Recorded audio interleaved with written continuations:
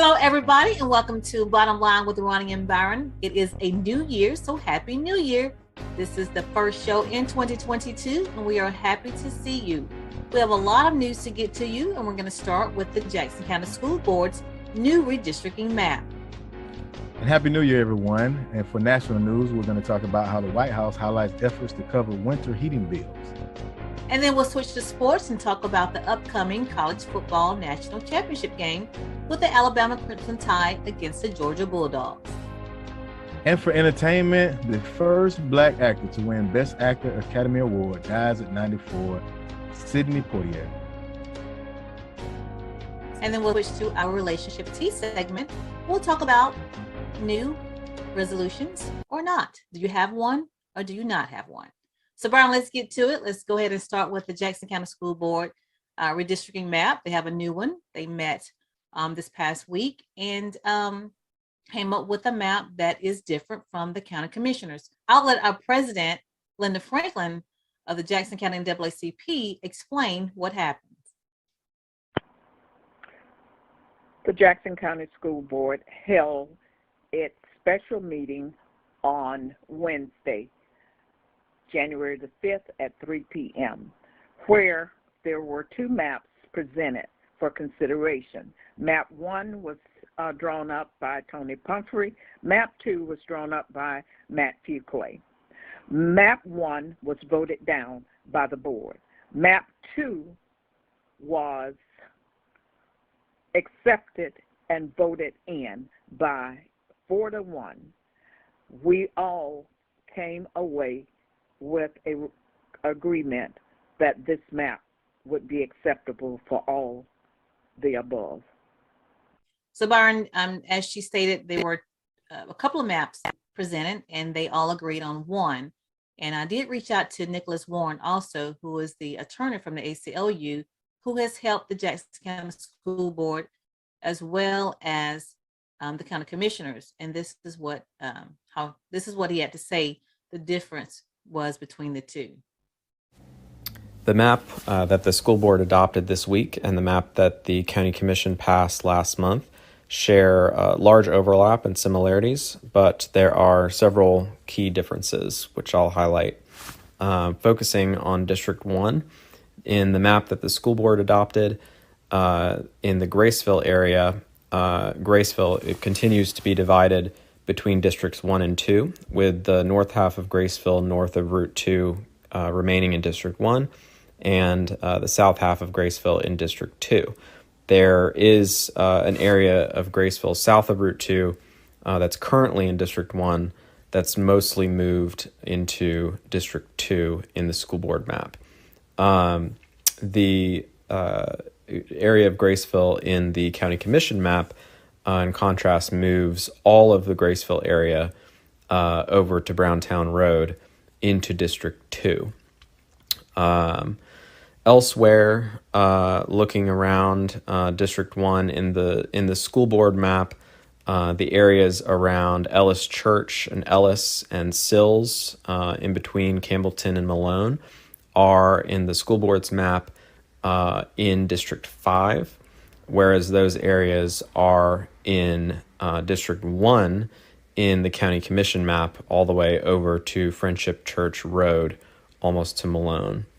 Elsewhere around Cottondale, the county commission map continues to use US 90 over to the Cottondale city limits as the boundary between 1 and 2, with the city of Cottondale in District 2 and the area just outside over toward Mariana in District 1.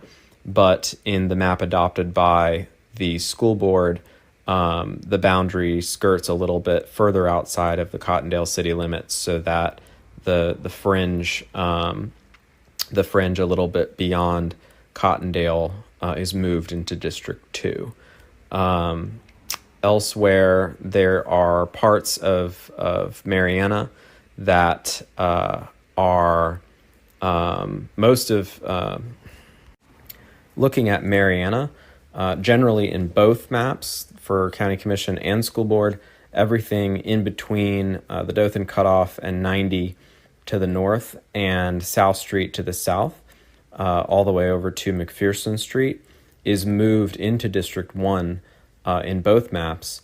But in the school board map, there are some blocks along Pearl Street and South Street, that area, that are remaining in District 3. Additionally, in the county commission map, there's a larger portion of Mariana over to Green Street and south of South Street, almost down to Woodbury Road, that are moved into District 1. So, Byron, as you heard, there is quite a difference between the Jackson County School Board's map as well as the county commissioner's map. Your thoughts? Okay, well, I know there was a big push for those citizens in Graceville where they wanted to keep it, where they had two schools represented by two different school board members, so it was almost like they had two representations. So that's a plus. That's honoring what the majority of the people wanted. I have to look at and look at that map a little further to see if they stuck with the lines the way the county has regarding District 5, because for a lot of us in the Two Egg area, that would put us in District 1 now. But yeah, I think the hiccup between the county and the school board was, basically the school board is trying to meet their lines are more based upon schools and school representation, where the counties their focus is a little different. So it's good to see that they're not going too far away, because we don't want voters to be confused when it come election time. And I'm happy that they're going further with it, because election season is coming up. Qualifying dates, for those that aren't aware of what that means, for those that may want to run for offices, they have to sign up and apply by a certain date. And for a lot of people that's still in limbo without knowing where district lines will be, it'll happen hopefully sooner than that qualifying date. Do we know, Roni, when it will go before the courts? Do we know any time? Well, I'm not sure about what's happening with the county commissioners, but with the school board, they're going to meet again. It's been approved, but they have to do resolutions. I'm pretty sure the county commissioners also have to do resolutions before it goes before the courts. And so we'll keep an eye out on it.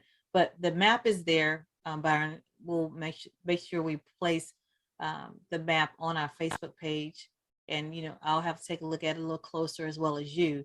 But you can see how the old lines are in blue, and then of course you can see how it overlaps with the new one and see the difference just by kind of glancing at it. But we'll post that. We'll post the entirety of the interview with Nicholas Warren, who's the attorney from the ACLU, who's helped both, as I mentioned before, the Jackson County School Board as well as the county commissioners. So, yeah. But good thing that the school board did come to some type of agreement on a map, because, like you said, like President Franklin said, there were two maps presented, and they chose one. Good to go. Yeah. All right. So let's move on to our next. I want to talk a little bit about the Mariana City Commission. I'll just mention that, they were up for redrawing their lines as well, but they voted 5-0 to keep the lines as is. So there will be no change in the city of Mariana regarding the districting lines. So everything stays the same. And I do want to mention, I'm going to jump back to the school board. When they took the vote was 4-1. The school board member Humphrey is the one that voted against choosing the map that they chose. So okay. I think he presented. I think he had a map. He had a map, yes. So he had a map, and then the other map was drawn up by their attorney, Matt Fuquay. So they went with the map that Matt Fuquay presented. So as I said before, Mariana City Commission will not be changing anything, and they will, revisit, I guess, in the next 10 years. And then I want to go ahead and move on to COVID numbers. We are, looking at an upswing in numbers, largely due to probably the holidays, Byron, gathering.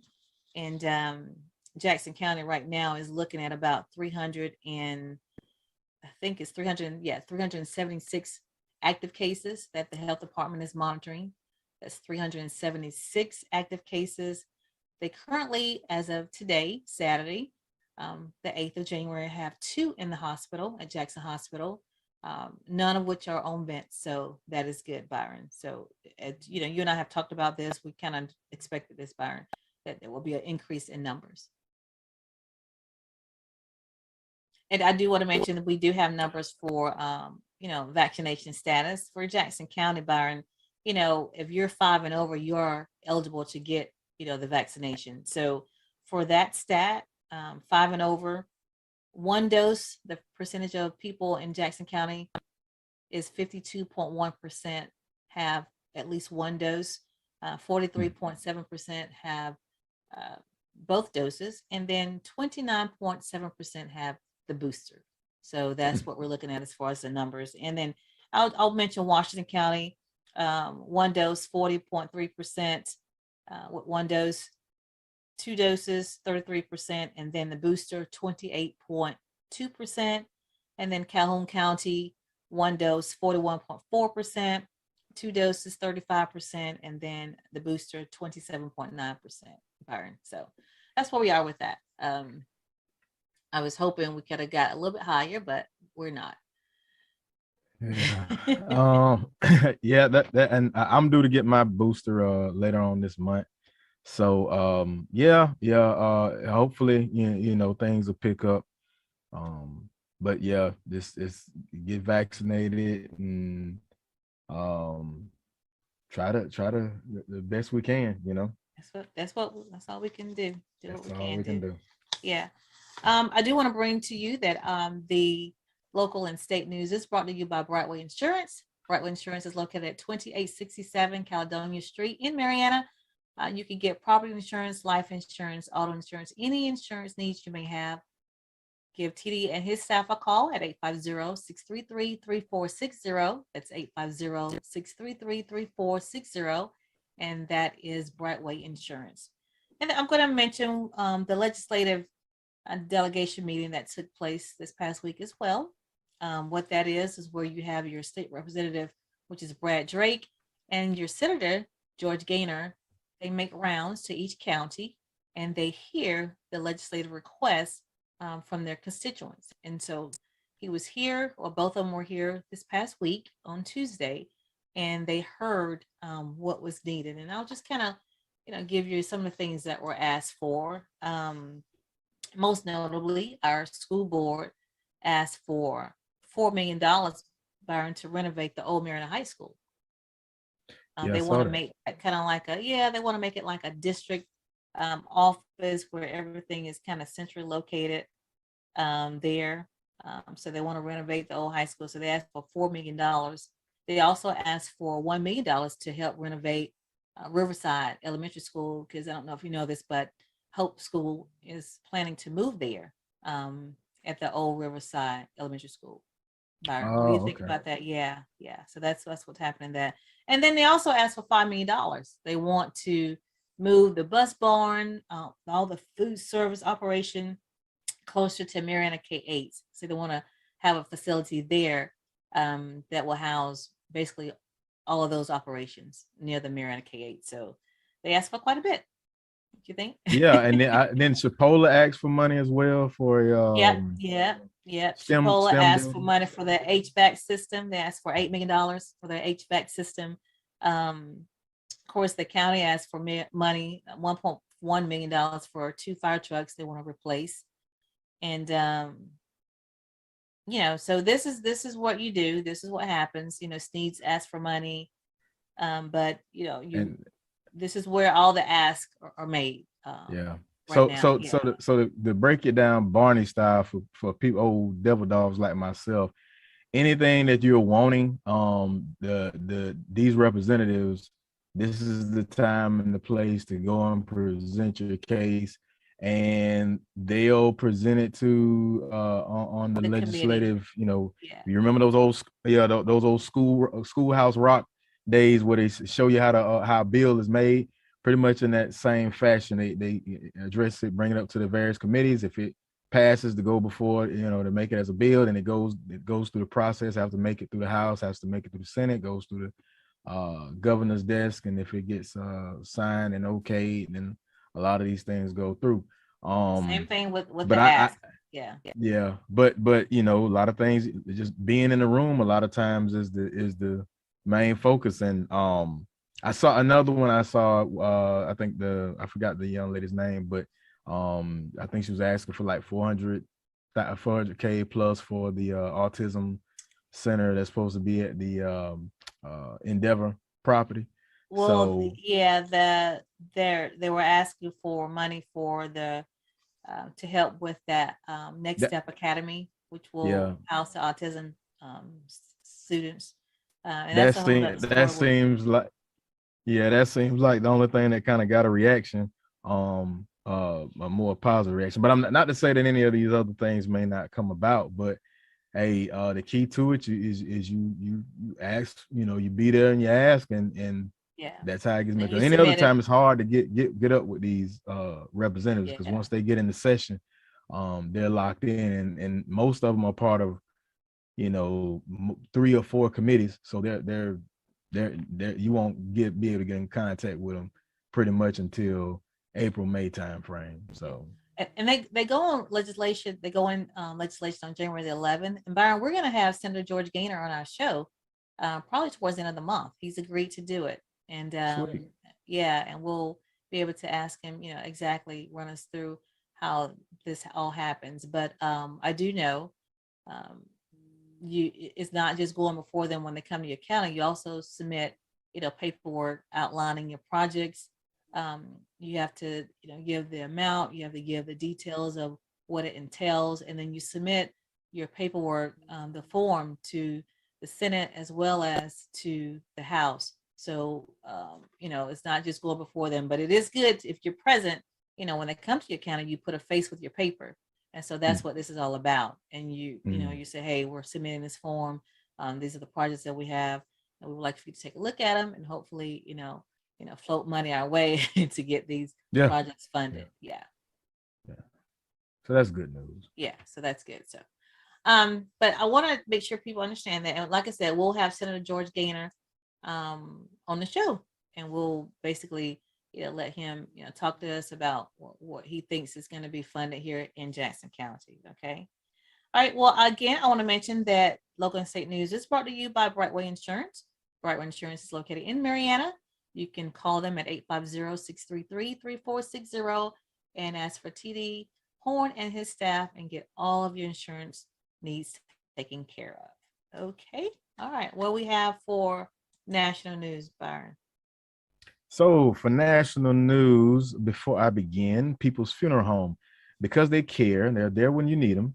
Long Granbury Funeral Services Incorporated, doing business as People's Funeral Home, Mariana and Battle Mortuary, Panama City, offer services that is within the reach of all. Their caring staff is available 24/7, and when the need arises, their services are designed to commemorate the life being remembered at a price suitable for all. So please give Cephas and Gwen a call at 850-482-2233, or simply stop by for more information. That's People's Funeral Home. So my first story is I'm going to talk about how the White House highlights efforts to cover winter heating bills.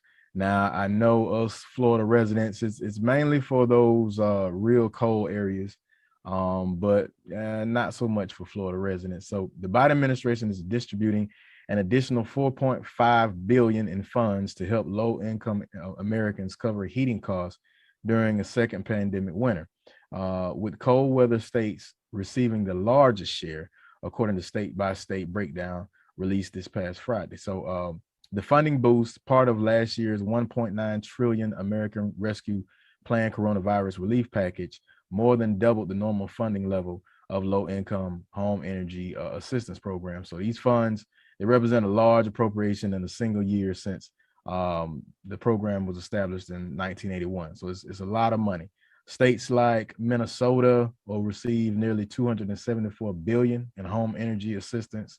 Meanwhile, Texas, which has a population about 5 times larger, will receive $10 million more.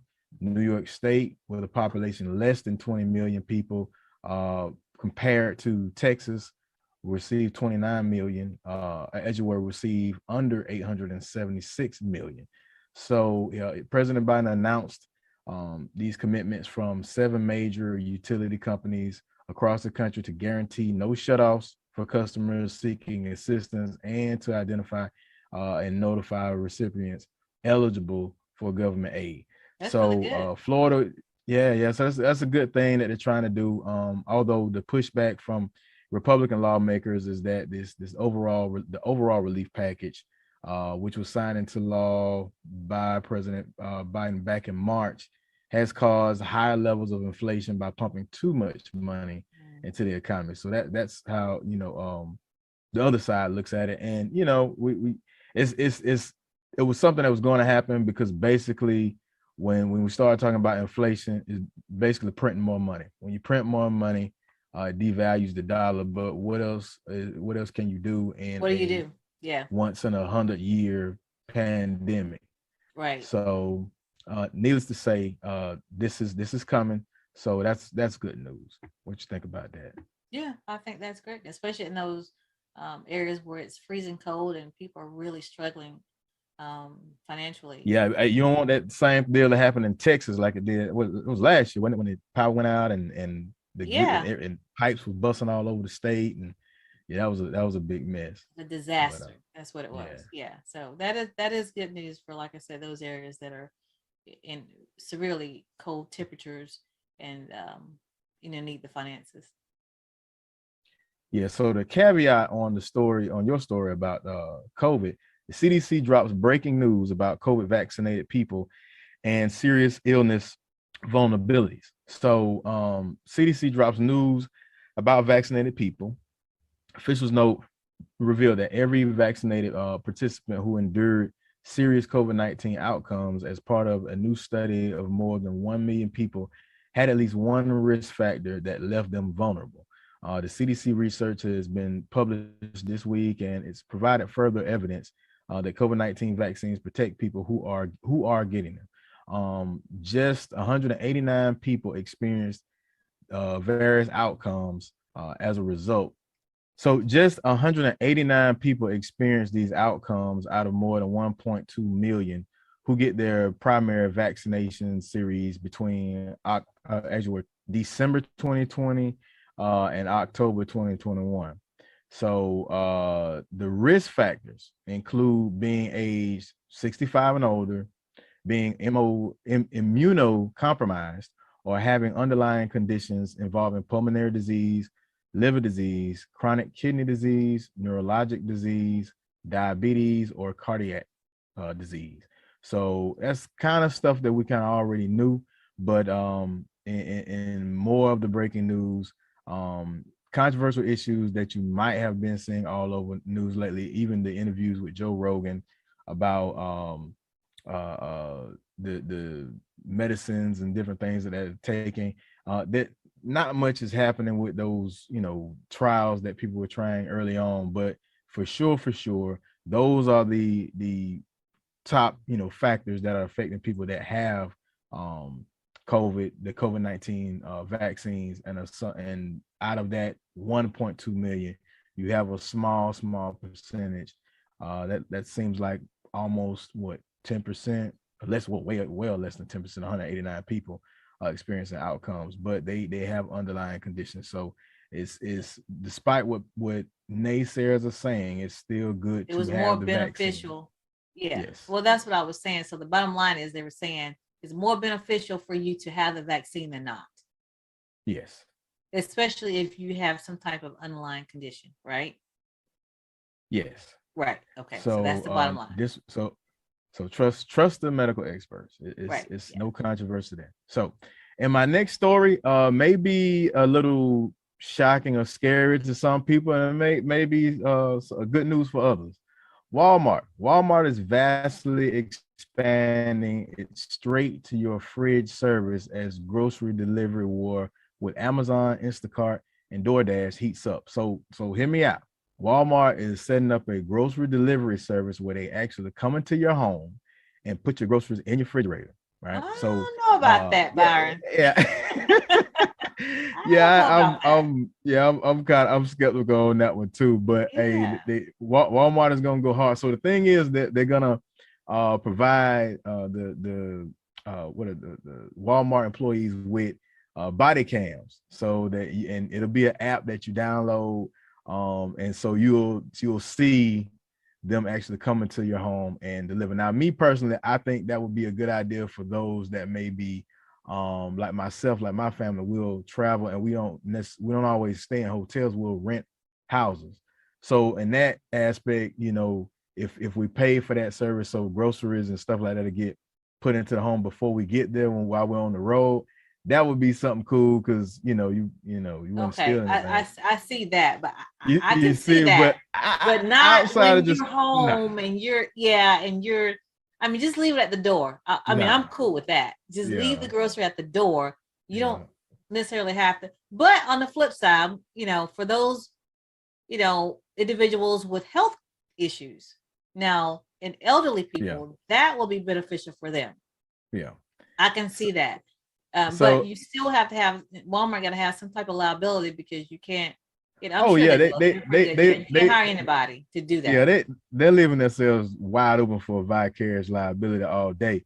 And well, what the statement they're making is that they actually said, we have found it is a perfect solution for customers who want to live their lives without worrying about making it to the store or being home to accept a delivery. So I get that, I get But how what you they're get trying in to if do. you're not home? How are they going to Well, get in? that's the thing that they have. It's going to be an app called the in-home app, that and this is going to be a service. Now, this is not going to be like you'd have to actually pay so much a month. So customers can also buy a smart lock from in-home for $49.95. So in that app, you give access to the Walmart employee to get that. They'll get your code, and then they'll be able to come in. It's a one-time code, and the code changes every time, but the code will change. You give them the code, they can come in, they'll record themselves coming in and putting the groceries in, so you can see the whole process. And then Wait, Byron, hold on, let me stop you. So is it like a lockbox where you have a code to the box and the keys in there? I mean, because I'm just saying, like, everyday person that have a door, there's a key. So is it? I mean, I don't understand that process. How you do that? Yeah, this is more geared towards people that have those those smart homes and those systems that. So that leave the common person out. Yeah. So that leave us out, because we can't. No, it ain't gonna be no lock balls. You get the key and it ain't gonna be that type of deal. So because in the same retrospect, it's a way for them to kind of it'll be a monthly fee for the in-home app, and all of that is tied in together. So I don't know about that one. This might be one of those ideas that they're kind of swinging for the fences, and but because it doesn't meet your everyday Walmart shopper, because everyday Walmart shopper don't have a smart home. Like, most people I know, you have a key and a doorknob, so you don't have the smart home to be able to be compatible with what you're saying with this type of setup, right? And then what I don't think that they're taking into account is they're kind of losing sight of how they actually started, and those consumers haven't went anywhere. They're still true to Walmart. Right. So like you say, that the lower income, the middle class folks, just out of simple mindset, I don't want nobody all up in my house. Well, that's just And then most people are the same folks that live around you, and then you don't want nobody just up in your home like that. And you definitely go to my refrigerator. No. Yeah. So I don't care if they do got a camera on them. So but that's the shot in the wind. So they're trying to compete with the DoorDashes and all, and Amazon Fresh. So we'll see where that goes. But Amazon and DoorDash, they're not doing that, right? I didn't think they were. Yeah, okay. So they just trying to be a step ahead. Okay, I got you. Okay. Yeah. So, and before I end, it's People's Funeral Home. I want to mention them because we care. We're here when you need us. Long Granbury Funeral Services Incorporated, doing business as People's Funeral Home. People's Funeral Mariana and Battle Mortuary, Panama City offers services that is within the reach of all. Our caring staff is available 24/7, and when the need arises, their services are designed to commemorate the life being remembered at a price suitable for all. So please give Cephas and Gwen a call at 850-482-2233 or simply stop by for more information. That's People's Funeral Home. All right, let's go to sports. As most of you know, Jackson County hosted the Milton H. Johnson Invitational last week, which was the week after Christmas. And it was very good. All 5 high schools participated. You have schools from Alabama, Georgia, and it was a great experience. I got a chance to attend all 5 days. It was Tuesday, Wednesday, and Thursday. I didn't attend all the games, but I have some pictures here you can see. But yeah, me either. But I did attend, a couple of games each day, and it was a great experience. That's how I remember when I was in high school. They had that, Christmas tournament, or the week after, the holiday tournament, I should call it. And it was just great to have all 5 schools, participating. And one thing did happen. FAMU was supposed to be one of the schools that participated, and they pulled out, I'm told, because of COVID protocol. And so Bethlehem was substituted to play one day in their spot. And then the last day, what was people hoped to happen was Mariana was to play FAMU. However, since FAMU pulled out, they were hoping that, it was Malone. Malone was supposed to play FAMU, and FAMU pulled out. So that left an open spot, and they were hoping that Mariana would pull in and play, but that didn't happen. So people were kind of a little bit disappointed in that, Byron. But Mariana had already, committed to a tournament in Georgia, and they didn't change it, and so they went on to participate in that tournament. But people were a little, disappointed that they couldn't see that Malone-Mariana rivalry at Chipola. The Invitational was taking place at Chipola, huge facility, especially for high school sports. So there you go. Yeah, I missed. I think I missed daggum every game of the tournament. It's just bad timing, work, and stuff like that got kind of tied in it. So it was fun though. We really wanted to go, but we're gonna definitely try to catch. Hopefully they'll have it next year. Yeah, it was sponsored by the Optimist Club as well as the Jackson County School Board. So great idea. It was awesome. Kudos to both organizations for having it, and I think Mariana High School was the host school as well. So kudos to everybody that was involved. Great idea. I hope they keep it going. Now, it was held at Chipola. I'm gonna go on this Chipola trip. So Chipola is here in our backyard, but do you know Chipola really recruits from our high schools? Byron, I have 2 names that Chipola recruited, and that is Cruz Pinker, and I'm told that was in 2010, and then Antoine Johnson, which is your cousin, right? Yep, that's my Antoine cousin. Johnson. And so what year was that? Do you know?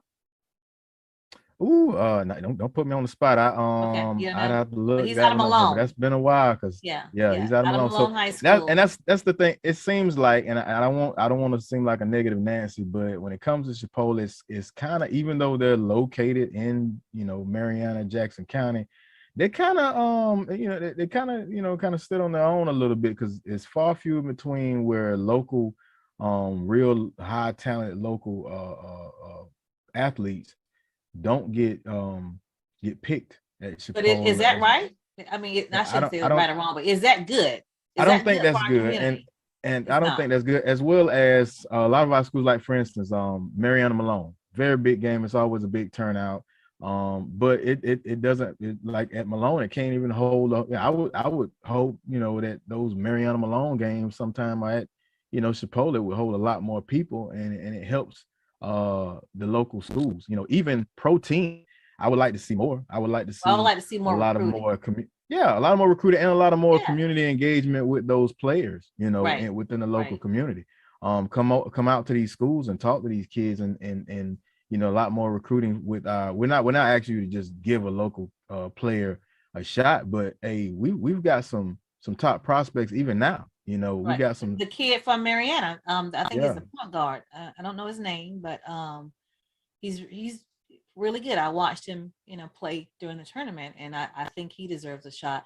but Chipola, for whatever reason, it seems like they just don't look at any of the talent here locally. And I Yeah. think the Appreciation Club, the boosters, wherever their names are, they should Mhm. say something. Yeah. I really do. We have a lot of local boosters here that, support Chipola.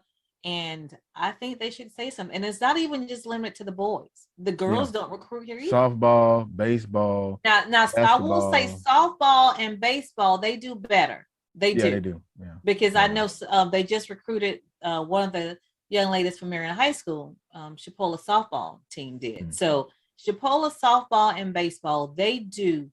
But basketball for girls and boys, I mean, it is not even on the table to look at the talent here. And I think the coaches, they need to, have a heart to heart with those coaches and say, hey, what's the problem? Why are you not even looking at? Because ideally, even just one scholarship, I think, should be reserved for a player from Jackson County each year, Yeah. at least one. Yeah. At least one. So I'm hoping whoever sees this can go back and tell them that, that's something that needs to be looked at.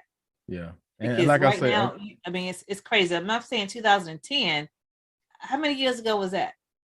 yes, 12? 12 years. That's Yeah. crazy. It's very That's far few in ridiculous. between. And that's not saying that that's the only like high end talent. I if you're looking for 7-footers and 6'9" and 6'10", I mean, yeah, you probably won't get that in Jackson County, but it's real good talent.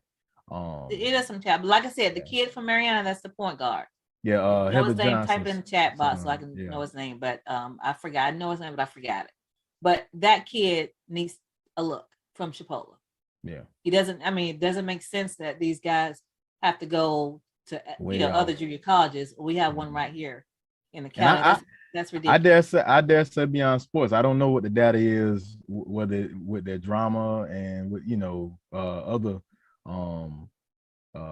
scholarships that they provide, but I dare say all the other not just in sports but any other scholarships that they provide, I dare say those too. All right, I need to move on because the clock is ticking. So we'll stay in the college ramble. I want to hit on FAMU.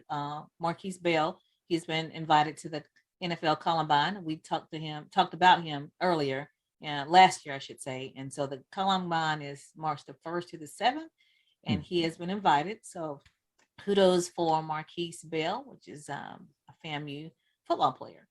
And then speaking of college, we do have the upcoming national championship for college football, the Alabama Crimson Tide against the Georgia Bulldogs. So who do you have, Byron? So I'm not an Alabama fan.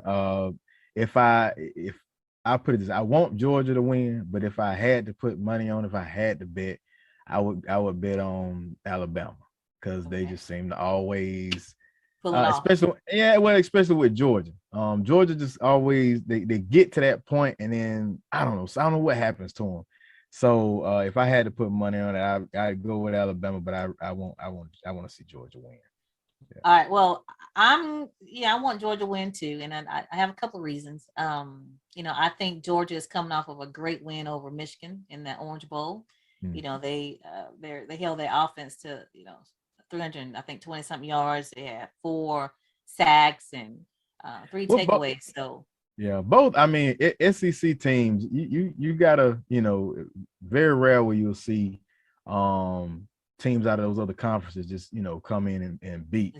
That's a tough conference. These the Southern boys, and they collard greens, cornbread boys. Yeah, and they basically like almost, I dare say you could put Alabama up against some pro teams out there and they might give them a run. Yeah. You know what I'm saying? So you have to come with it. It's a lot more finesse in the other conferences, whether it's real ground pound, strong cornbread fed boys that get it in. So yeah. But that's my first reason. The win that they've had over Michigan. So they're fired up.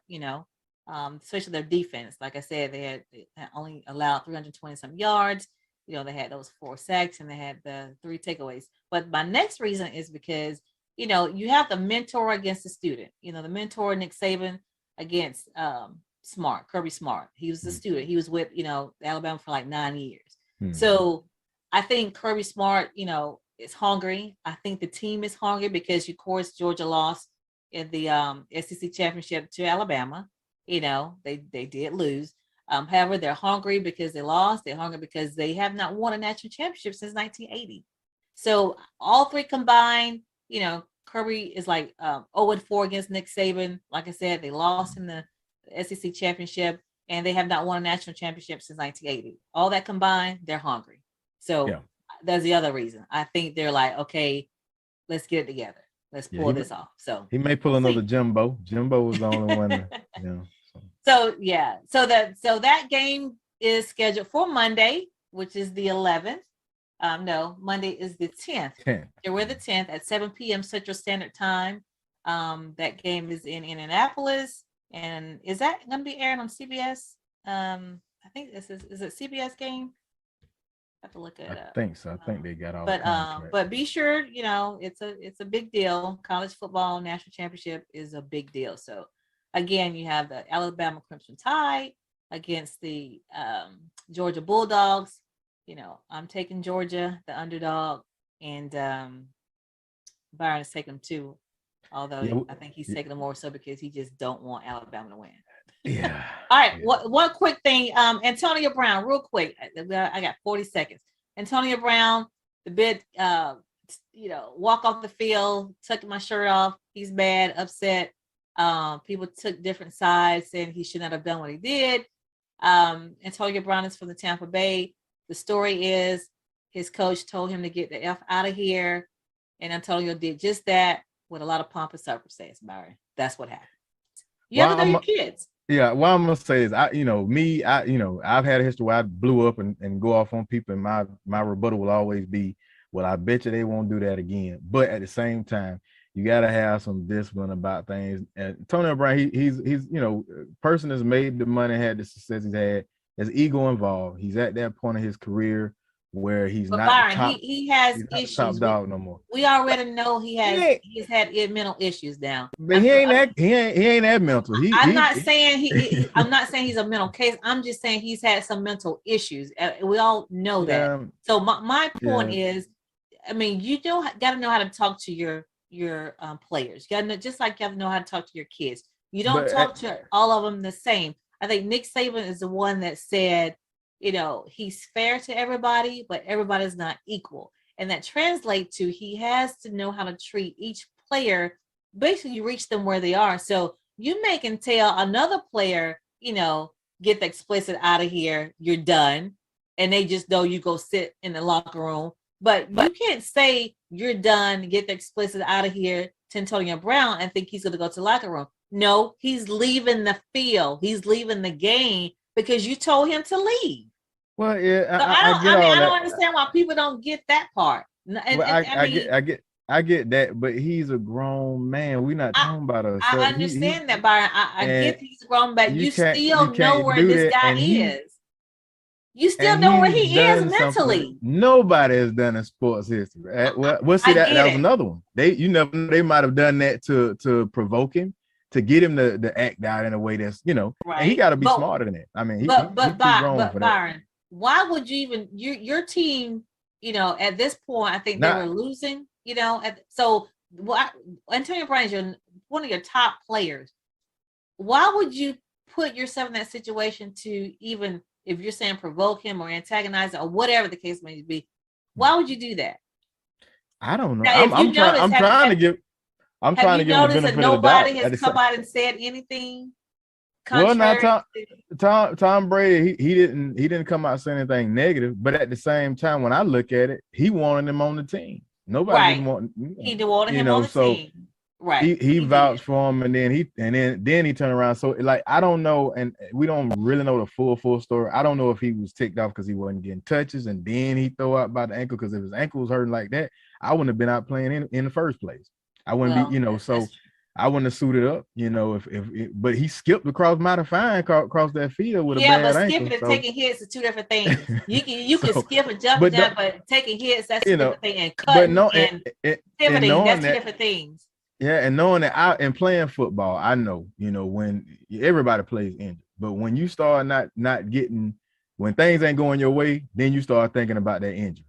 man, I ain't really my leg hurting right now, But when it's time for you to get them catches, get them plays, or you see it might be a game where you see the guy that's covering you, you might have a big game. Oh, you'll get out there. You'll bite the bullet on that paint. So I just think that was a bad move for him, because now he's put himself in a position where he might not get picked up from any team. He might prolong his him getting Hall of Fame. All these issues come into play. And if he got common sense to do one thing, and he like I said, he ain't just completely off the wall. Antonio Brown, I think, he definitely need to get some therapy and get some mental health assistance. But I think it's one of the moments where I agree. I think he went too far, and now agree. but I'm just saying, as a player, as a coach, you got to know your players. You got to know you can't say everything to everybody the same way. That's all I'm saying. That's all I'm saying. All right. I got you. All right. Now let's move on. All right. We're going to move on to our entertainment segment. What you got? So for entertainment, got some bad news. Sidney Poitier, the first Black actor to win the Best Actor Academy Award, dies at 94. Bahamian officials have reported Sidney Poitier, who broke through racial barriers as the first Black winner of the Best Actor Oscar for his role in Lilies of the Field and inspired a generation during the Civil Rights Movement, has died at the age of 94. And it's sad to see him go, but he has a long list of accomplishments and awards. I remember watching the In the Heat of the Night when he this one of his famous lines is, "They called me Mr. Tibbs," and a lot of other movies that he's known for. They called me Mr. Tibbs in 1970. In the Heat of the Night movies, and then they did the Organization in 71, and then the series came out. So a lot of us, a lot of people know I know a lot of us grew up watching that In the Heat of the Night. Our mothers turning them on, and we catching it every evening. So that was stemmed off of Sidney Poitier's character. And Raisins of the Sun, the Broadway play, Raisin in the Sun, he did those. So Uptown, Saturday Night, he produced those along with Stir Crazy, the movie with Richard Pryor and Gene Wilder. He had those movies that he did with Bill Cosby as well.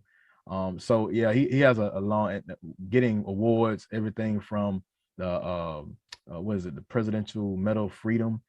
He's gotten so much, and people like Denzel Washington, all the way to every famous Black actor after him has paid homage and just thanked him for the role that he's paved for them. So first Black male actor to win Best Actor, award. Best Actor is one of those hard ones, the very first Black actor to win. That's huge. He was very dedicated in not taking the particular roles of that were given back in those times. He wanted to make sure that he had a role. It wasn't a shoe shine boy or train conductor or a maid. He wanted those roles that really meant something and changed a real role. The image of the Black male. So but I loved he was married, I think twice, but he and Diane Carroll dated, and I love to see them together. That was a cool couple. Yeah, he ended up, I think it said like six kids. Six kids. But he was like I said, this was his second marriage, his current wife. But he and Diane Carroll dated for almost like 9 or 10 years. So great. 6 daughters. Six daughters. Mm-hmm. And I just he's gonna be remembered in the Hollywood for forever, because he paved the way for so many Black actors and actresses. So I think he did. Sidney Poitier, rest in peace. Rest in peace.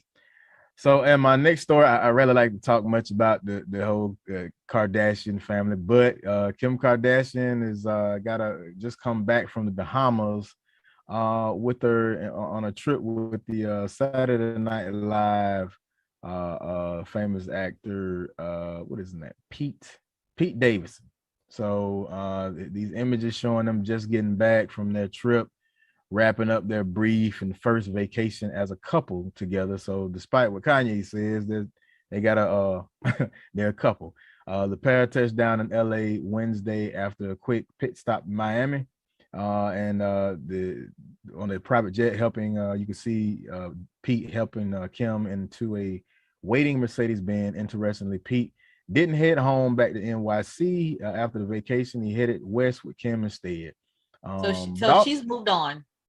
Yeah, she's moved on, moved and on. also Kanye looks like he's moved on. So what's more, other than the bikini selfie that she posted in the Bahamas with him, he's also Kanye's been with actress Julia Fox, first in Miami last weekend. So followed by a Tuesday night stop in New York City for a Broadway show. So looks like life is going on for everybody. They moved on, so Yeah, that's the best way to do it. Just move on. just move on. Move on. Yeah. So in my last story, legendary, I don't know how many people in the hip hop community or know, but legendary DJ K Slay is now on life support. I don't know him. The rap Byron. world is throwing its support behind. Oh, you got. I guarantee if I play something, you'll recognize him. Because he was big in like early 90s, early 2000s. He was hosting, I want to say it was Hot 97 for a while. But he had a big run early 2000s with a couple of mixtapes that he did. I guarantee you'll know him. Maybe if I heard But some music, the rap world is rallying behind him. Music producer and manager Whack 100 informed his 350K followers on Instagram that K Slay has been hospitalized for the past 2 weeks after contracting the novel coronavirus. Oh, So, it's from COVID. Okay. Yeah. So they conveyed that Slay's condition has deteriorated steadily and has been placed on a ventilator and is asking for prayers. So everybody from LL Cool J to Jay-Z, everybody is sending their support. He actually got his start as a graffiti artist and then later ended up doing some time for drug possession and selling drugs, and then came back as a DJ and then ended up being one of the most prolific DJs in the game in the early 90s. So everybody from the likes of 50 Cent, Eminem, Kid Capri, Foxy Brown, everybody. So yeah, LL Cool J sent positive vibes through Twitter, send strength to DJ K Slay. Love you, bro. James Todd Smith. So yeah. So that's was prayers to DJ K Slay, and hopefully he pulls out of that. So but that's it for entertainment. All right, we'll move on real quick with our next segment, which is our relationship tea segment. And today we're going to talk about New Year's resolutions. So some people do it, some people don't. I don't. Do you, Byron? I've gotten where I don't get too caught up in I guess we could say the fitness thing, because everybody does that. I'm gonna work out more.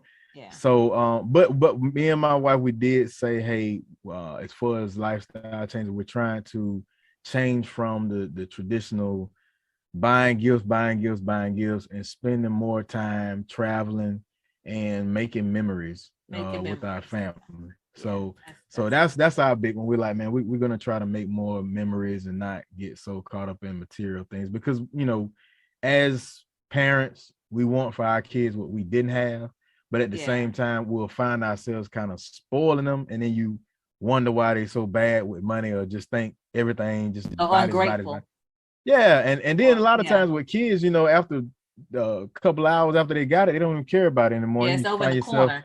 And you find yourself making piles of boxes to go to Goodwill or trying to give it to somebody else, and it's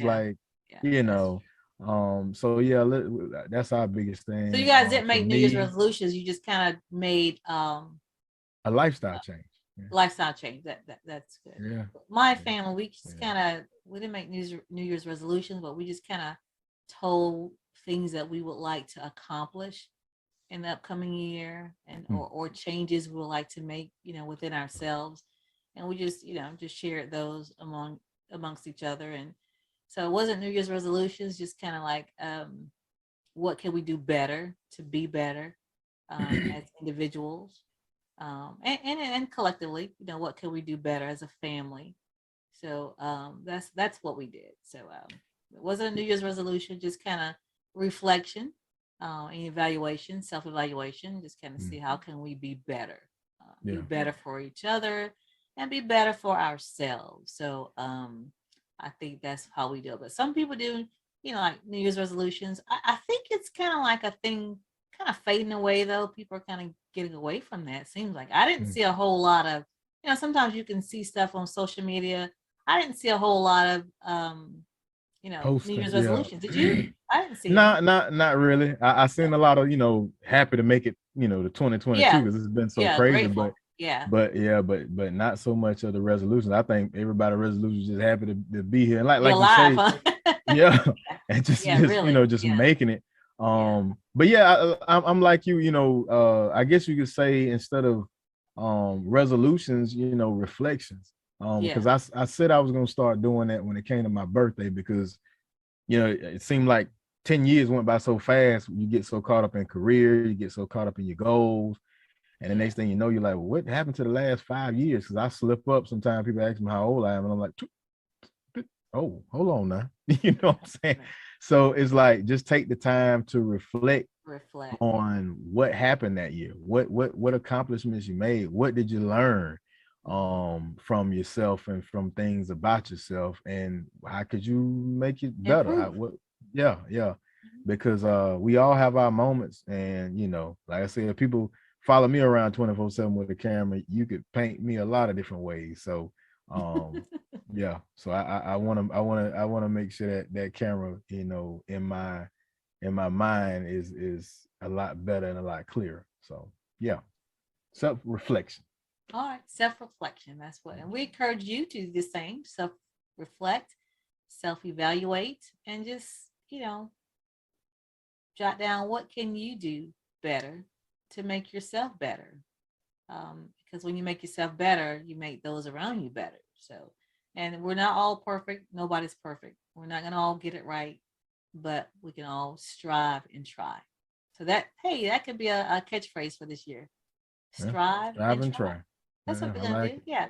All right. Bottom line of Roni Byron is telling you to incorporate, strive, and try. There we go. Okay. Well, thank you guys for watching us today. This is our first show for 2022. Again, we're happy to see you, and we want to thank you for your support, and we encourage you to continue to follow us on YouTube as well as Facebook, and we will air on weekends, Saturdays and Sundays. So if you miss us on Saturdays, be sure to check us out on Sundays. All right, that's going to wrap it up for the show. And remember, if you know the truth, you can speak the truth. And the light shines brighter when it shines for two. We'll see you next week.